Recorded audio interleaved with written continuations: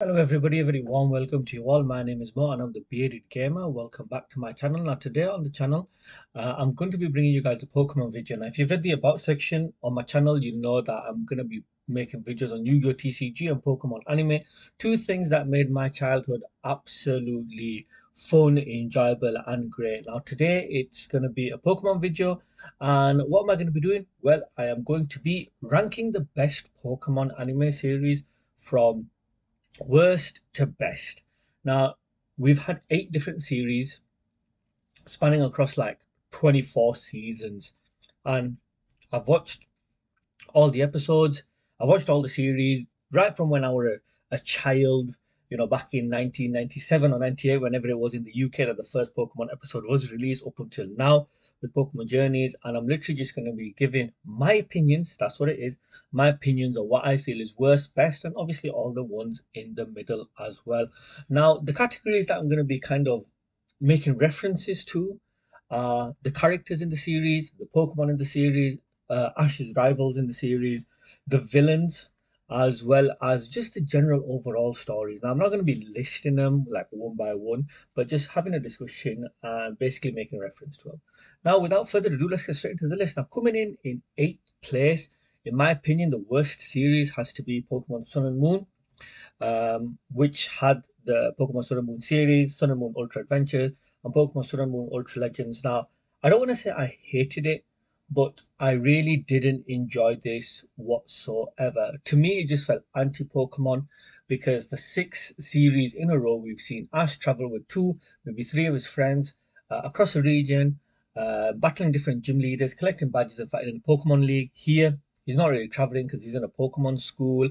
There are no gyms. There are only 4 island trials, and there is no Pokemon League, and they created a Pokemon League. Now, I understand what Pokemon were trying to do, just introduce a new concept, but I just think the execution was poor. The characters were poor, and I simply believe it's because there were so many characters, it was just bloated and not enough screen time to develop each character for us to even enjoy or like that particular character. The Pokemon were okay, in my opinion, because we had the Alolan version of Pokemon and we had the Ultra Beast for a fantastic addition. Ash's rivals were forgettable, though. We had How with his Dartrix. Was it Dartrix or the final evolved form? I forgot his name. The Shurimon, as I think somebody called him from Digimon. Gideon was okay. I mean, Kiawe wasn't really a rival. Let's be honest. But yeah, they were just all forgettable. And Team Skull were okay. Guzma was a fantastic character, but he didn't get enough screen time. What he was trying to do, I thought was brilliant. But yeah, he didn't get enough screen time, and I think Pokemon really lost out um, by not fully utilizing him, in my opinion. But the overall story was enjoyable, I have to say, because it's not just about Ash trying to Pokemon, be a Pokemon master. We get this story of Ultra Beasts, the Ether Foundation. We're introduced very early on to Solgaleo and Lunala. I believe it was the first episode of Sun and Moon Ultra Adventures, and become aware of these ultra beasts. And we see, for example, like Lusamine getting kidnapped by Nahilego, if I've even said that correctly, and then all the heroes practically traveling on the back of Solgaleo into ultra space to try and go save her. We even have a story with Gideon as well, and Silvally, and then all these like other small intricate stories that just feed into one major story. So I think the overall story was good. But the feelings that I have with this just being like anti Pokemon, I just had to put it as last. And moving on, in seventh place, the second worst is I've gone for Pokemon Black, Pokemon Black and White Rival Destinies, and Pokemon Black and White Adventures in Universe and Beyond. Now, I didn't really enjoy this whatsoever. In my opinion, the characters were all forgettable. Ash's rivals were all forgettable. I mean, Trip, horrible. Cameron, horrible. Stefan, whatever they were calling him. I just think they were all forgettable, really. None of them were stand out, unfortunately.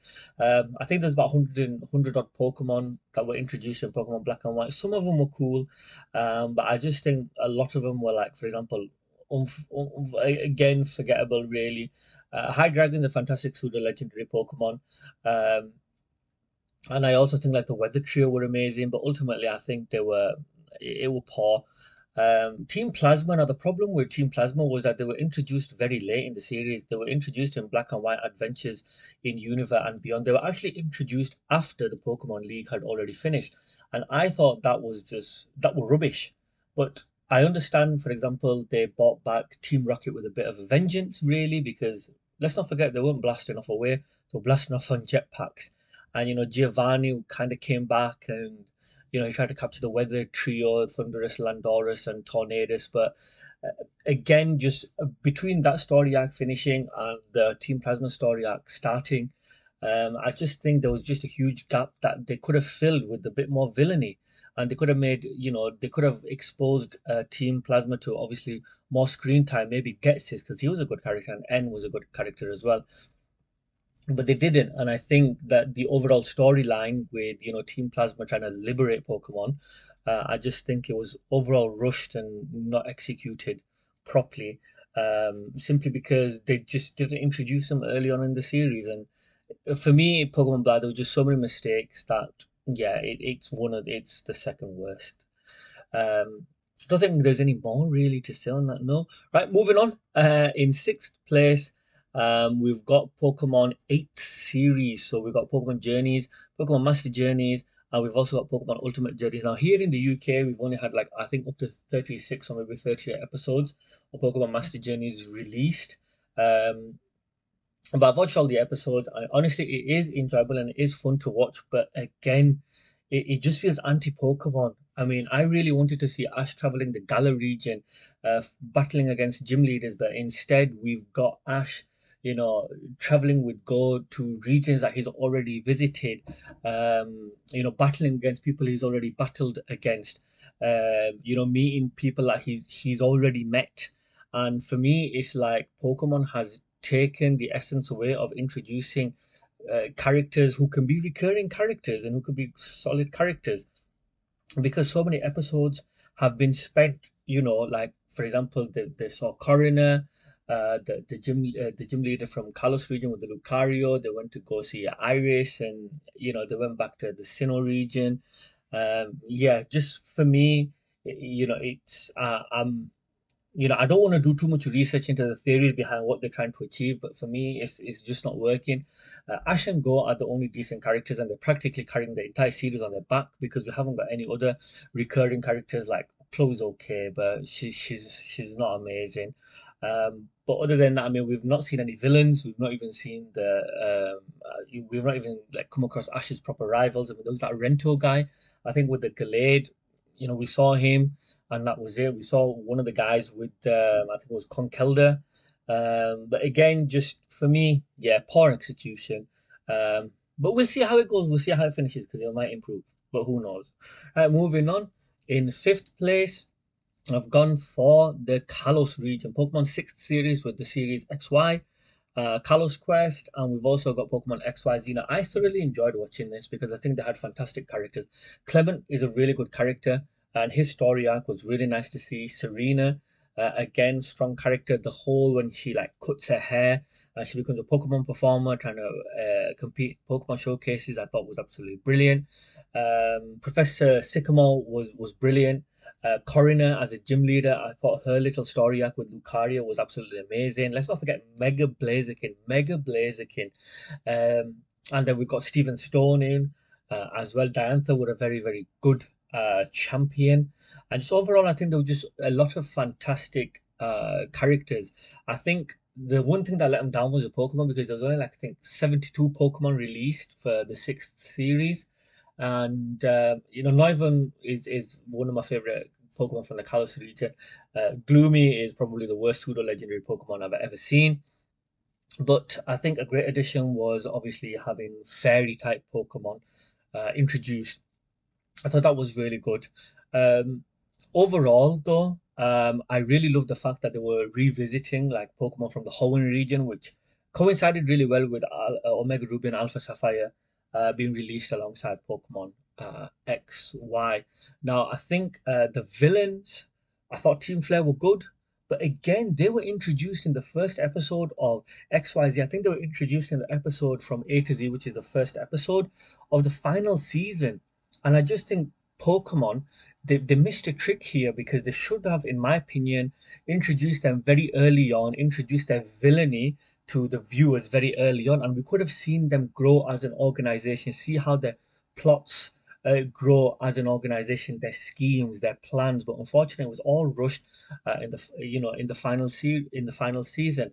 The one thing that kind of saved it was that final bit where all the gym leaders were fighting off against Zygarde. I thought that was really cool. Um, but coming back to like Ash and his rivals, Alan was a brilliant rival. Sawyer, in my opinion, were probably an even better rival because we saw Sawyer improve um, as a rival, and I think they fought in the semi final. I believe it was of the Kalos League, which was amazing. It was an absolutely fantastic battle.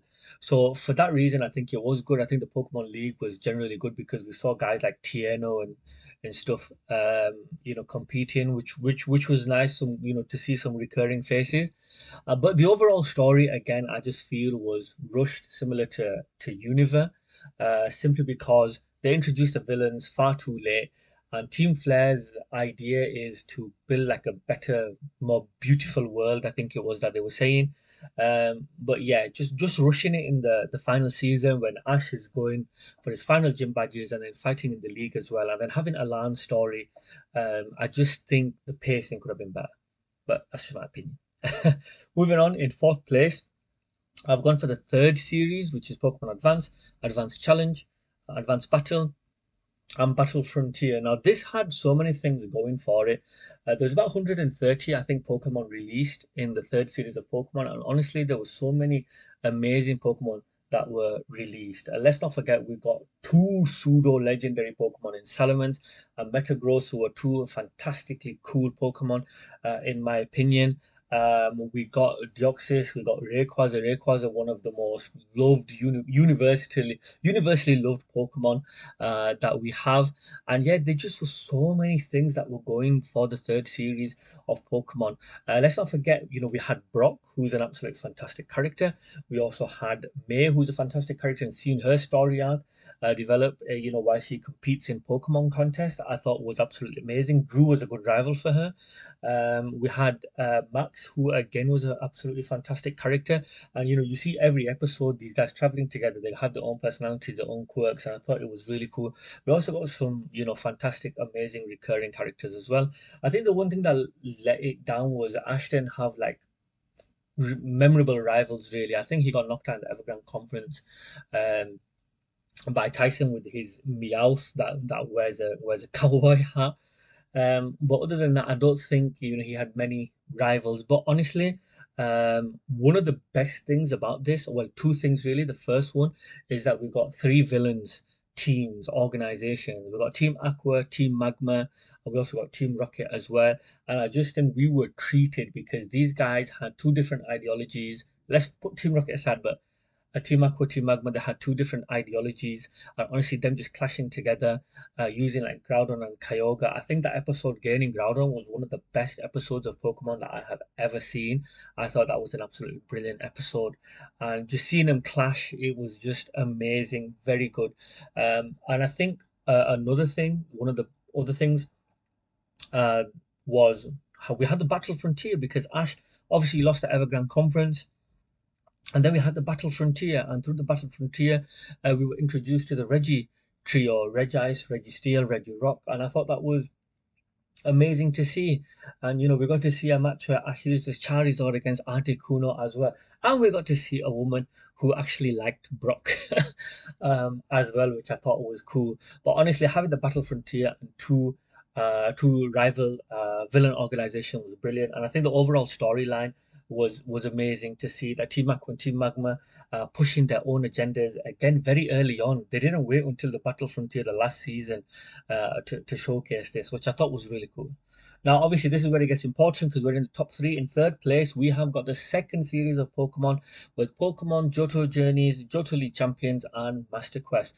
Now, I thoroughly enjoyed this because it was an extension and a continuation of the original series. So, for me, Brock and Misty are the two best characters that he has ever traveled with, and through that, through the travels, we were introduced to some fantastic recurring characters as well, just really memorable characters, which I thoroughly enjoyed.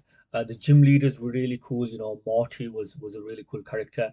Um, I just love everything about Johto. Honestly, I really do, because Ecruteak City is one of my favorite cities in Pokemon.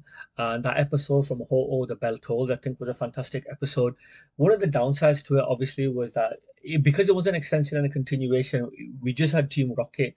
Team Rocket were doing Team Rocket things, but they weren't truly really an evil organization, were they? I mean, yes, they're trying to capture all Pokemon, but every episode their plans were pretty much getting foiled and they were blasting away. I thought the Pokemon that they released in Johto I thought they were really cool, with the legendary dogs, Ho-Oh, Lugia, Espeon, Umbreon. I thought they were amazing Pokemon. Um, and the pseudo legendary Pokemon Tyranitar, one of my all-time favorite Pokemon. It was nice to see Gary come back into the fold, because he was obviously one of Ash's biggest rivals, and seeing that final battle in the end in the Silver Conference, I think it's called the Johto League, was absolutely brilliant. And obviously Ash won, and it kind of dispelled myths that Ash obviously wasn't good enough to beat Gary, which I thought was really cool. Unfortunately, the overall storyline I thought was quite weak, but because it just focused on Ash, didn't it? Ash trying to be the best trainer that he can possibly be, which is fine. But obviously, in other series, we have seen additional storylines. But for me, this is pure nostalgia. It's in third place because of pure nostalgia and the feeling that I get, and I think the feeling that most people will get, because most people watched Johto Journeys as well, because people were so interested in seeing, okay, well, the original series was so good. How can they improve on that? So yeah, pure nostalgia, but I have to put it in third place. Now coming in second place, I've got the fourth series. I've got Diamond and Pearl, Battle Dimension, Galactic Battles, and Sinnoh League Victors. Now for me, this was a near masterpiece. Honestly, a near masterpiece. The characters here were just amazing. Again, traveling with Brock, fantastic. Dawn were an amazing character, and then seeing her grow while she partakes in Pokemon contests and her battles with, I think, was Zoe, was really cool. Silent, probably the best evil villain boss that we've ever had. Cynthia, one of the best champions that we've ever had, and just so many great characters. We've got Maylene as well, who I thought was a really cool gym leader, and seeing her story and seeing how Dawn helps her to overcome the troubles that she has as a gym leader. And let's not forget Paul, the best rival Ash has ever had. Not only that, but we got exposed to all four members of the Elite Four, which I think was a first, because we've not really been introduced to them before, which I thought was really cool. Honestly, they're absolutely amazing characters. And the Pokemon here were brilliant. The fourth series of Pokemon, I can't remember exactly off the top of my head how many Pokemon released. I think just over 100. But realistically, I mean, look at the Pokemon that we got. We got Dialga, Palkia, Giratina.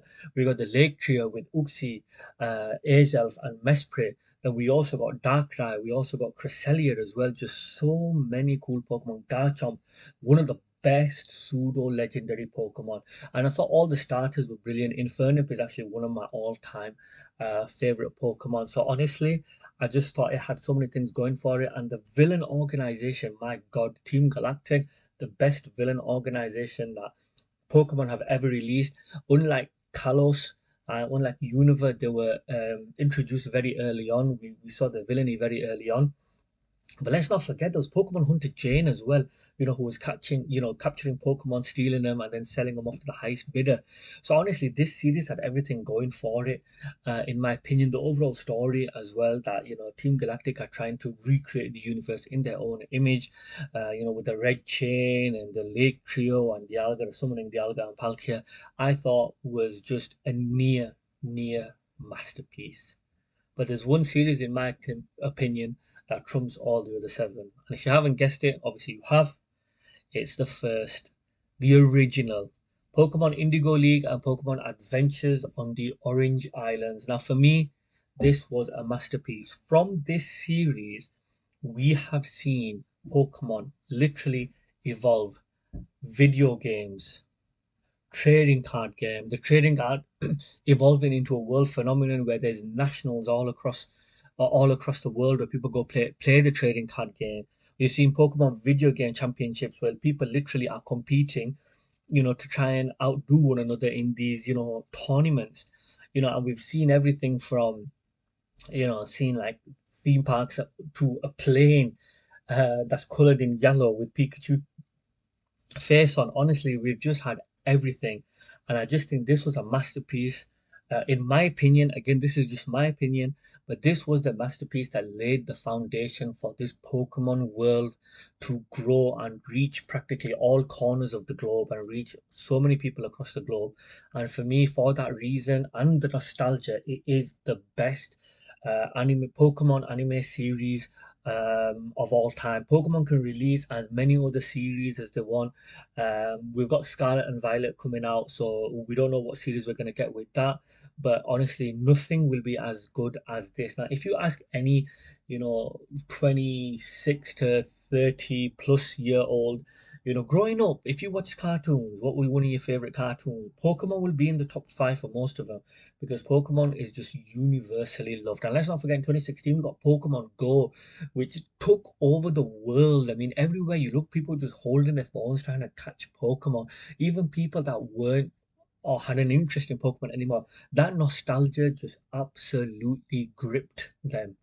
And honestly, for those reasons, that Pokemon laid the foundation, in my opinion, for all this world, Pokemon world to exist. This, in my opinion, is the best Pokemon series of all time and will always be. Now, that's pretty much it from me. That's the end of the video. Some of you may disagree with my opinions, and if you do, please leave your thoughts or your opinions in the comment section below. Try and be nice because I know people can get a bit touchy about their favorite Pokemon series. But if you've enjoyed the video, please hit the like button, please hit the subscribe button, share with your friends, and hopefully I'll see you guys on the next video. Thank you very much for watching.